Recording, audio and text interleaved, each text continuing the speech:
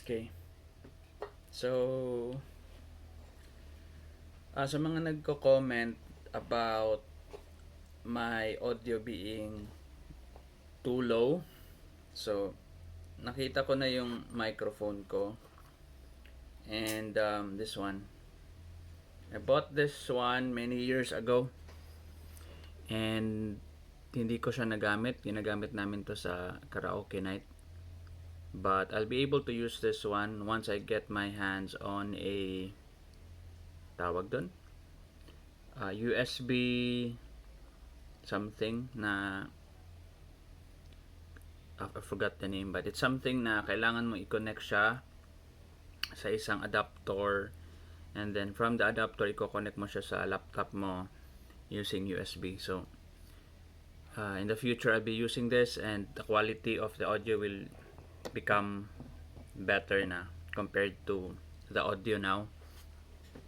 But okay, so I created this video for a user na nag-comment sa channel. Sabi niya, nagtanong siya. So si Ram J Beats, his question is, hello kuya, ask lang po, what if yung lalaki ay atheist, tas yung babae ay Christian, tas yung magulang ng babae gusto silang ipakasal ng atheist na lalaki? Tas yung magulang ng babae gusto silang ipakasal. Okay. Paano ba sabihin ng lalaki na isa siyang atheist?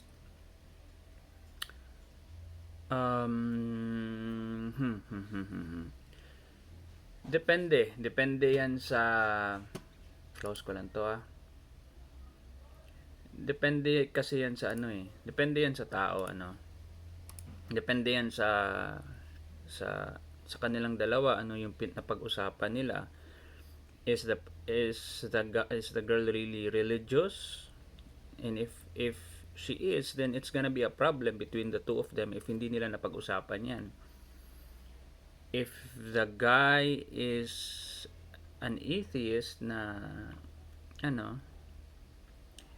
talagang I don't think I can give an answer to that na will be useful to all, kasi kanya-kanya tayo ng relationship. Iba-iba kasi yung relationship natin, iba yung relationship natin sa partner natin, iba yung level of religiosity and level of atheism natin, iba din yung pagka-religyoso ng mga magulang. Siguro what I can share na lang, instead of giving out an advice, which mahirap gawin yon, I'd tell my story na lang. Baka may mapulot kang aral. So, I am an atheist. My wife is also an atheist. But her parents are very religious. Yung mama niya specifically, the side ng family ng wife ko are very religious. So, nagpaalam na kami na magpakasal kami. They know we're atheists. They know na hindi sa church yung magiging namin, set up ng kasal. We will have just a civil wedding. They know. But yeah, they know. But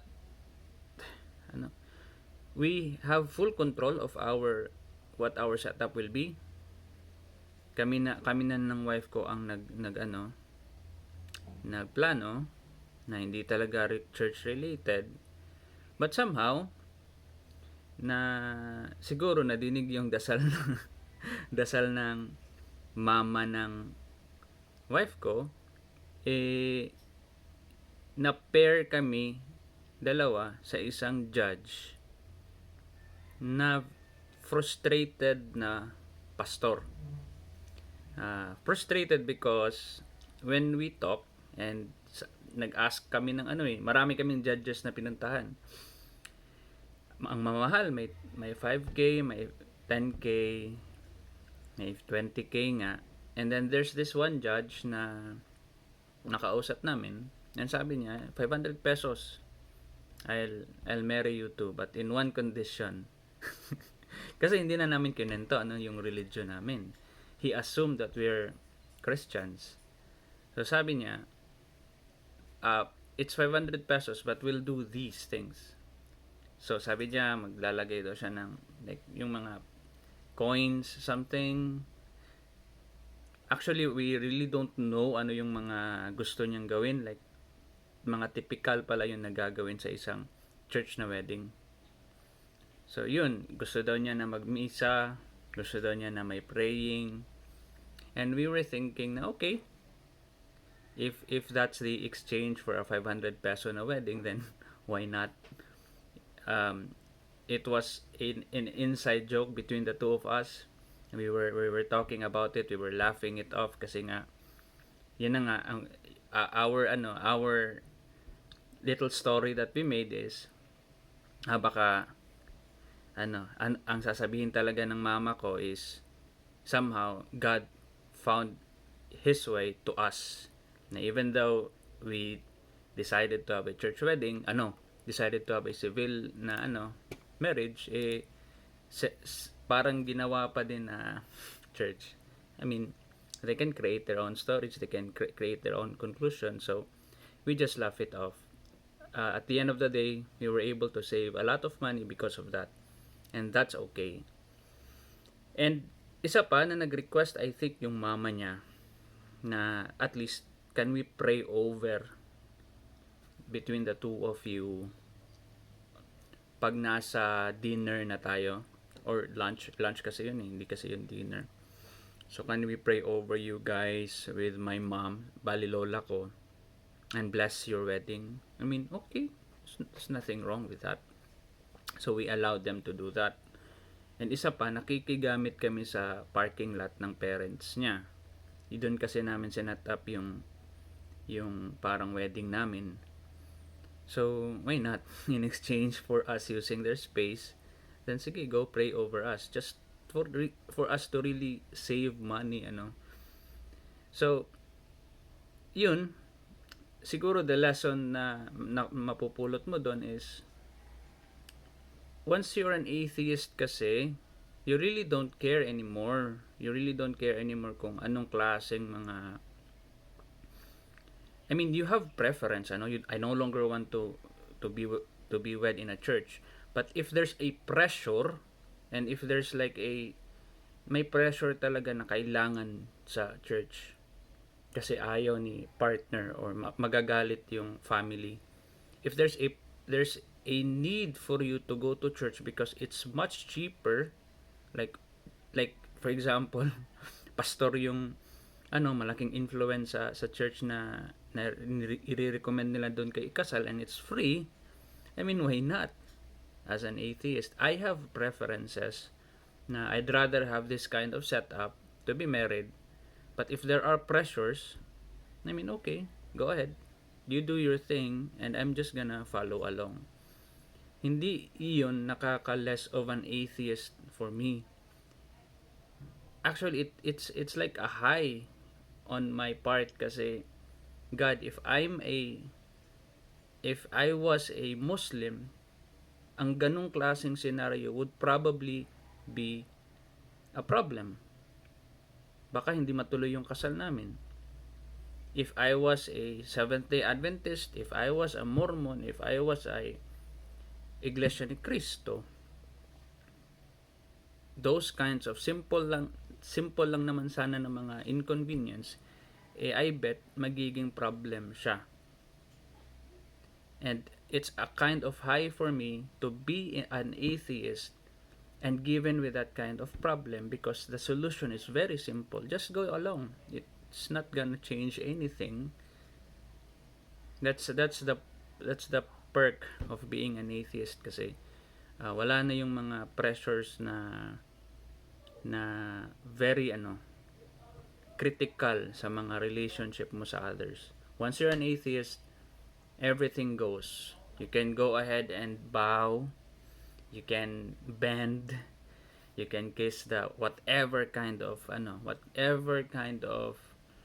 mga rituals and practices, pwede mo nang gawin, pwede mo nang hindi gawin. nasa sayo na yan. And for us, kami dalawa na, wala kaming pride eh. Wala kaming strong na grudge against the church or against the people na nasa church to deny the requests. So, okay lang. But at the end of the day, we'd prefer to do things our way.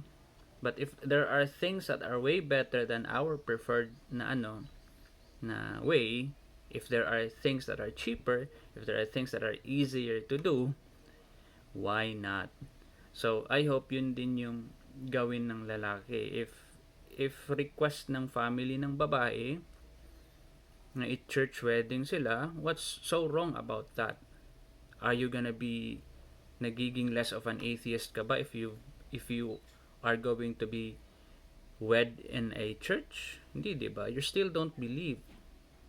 And that's the advantage of being an atheist. Walang anything na pressure in your head kagaya ng pressure na mabibigay siguro na mag-i-exist siguro if you are a Seventh-day Adventist or if you're a Mormon to be wed in a Catholic church. There will be like a pagahe sa utak mo. There will be like a very uncomfortable feeling sa utak mo. As an atheist, wala. I'd be in a church. I'd kiss the priest. And I'd say all those things that Christians say. And it doesn't fucking mean anything. I'm just doing stuff because I'm enjoying. And that's the advantage. So, yun yung story namin. And we were actually even proud as a couple to be married, na given na yung nagasto namin sa kasal namin is I think at maximum 20,000 pesos, and it's still even very expensive for us kasi we don't like to spend money to nonsense things eh. I think ang pagpapakain ng mga tao because we got married is a nonsense thing for us, but we did that because ang reasoning namin is hinasel natin sila na pumunta sa wedding natin. Let's them. Ilibre naman natin sila ng pakain. Grabe naman tayo kung hindi tayo nagbabayad sa efforts nila. So yun yung bayad namin sa kanila. Let's eat, it's free. And it's at 20,000 pesos na set up na wedding. And we're very very proud to be able to pull that off na walang any kind of bad vibes na nangyari even though we're both atheists. Walang anything na would make our day horrible just because we are atheists. We were surrounded by people who believe in God. We were surrounded by people na kanya-kanya yung religions, but because we made ourselves open to them and they understand us, and there were compromises na kailangan namin gawin just to make things work, maganda talaga yung output. So yun, we were proud. 20,000 pesos compared to our friends that were spending 500,000 pesos, 1 million pesos for their wedding, and that's bullshit. So we were happy for ourselves to be able to pull that off. I mean, no offense to people who are spending a lot of money. I know if you have a lot of money, then go for it. But I know a lot of my friends can't afford those kinds of stuff.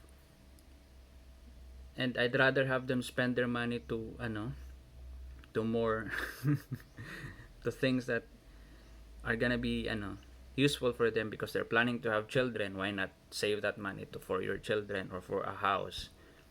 So they spent it off for a grandiose wedding, and okay, if they can afford it, good for them, but I'd rather save it for something that's there's a pressure pala for their wives. Wives kasi sometimes beg for their husbands to have like a grandiose wedding. That's fucking shit. And I'm lucky to have a wife na hindi typical wife yung utak. So yeah, I mean, again, no offense sa mga tao na nakaka-afford talaga ng mga 1 million pesos na wedding. No offense. But if you can't afford and kailangan mo pang umutang para lang sa isang 1,500,000 na wedding, then that's a fuck you to the society, ano. So, uh, yun. 20,000 is still a lot of money for me. I wish I was able to spend 5,000 pesos. Hindi ako yun na, hindi fully from my pocket yung 20,000 pesos. It was a 50-50 na, ano. So, in reality, I was just spending 10,000 pesos while my wife spent 10,000 pesos as well. So, yun. Yun yung sagot ko. I hope may napulot kang aral doon. And see you.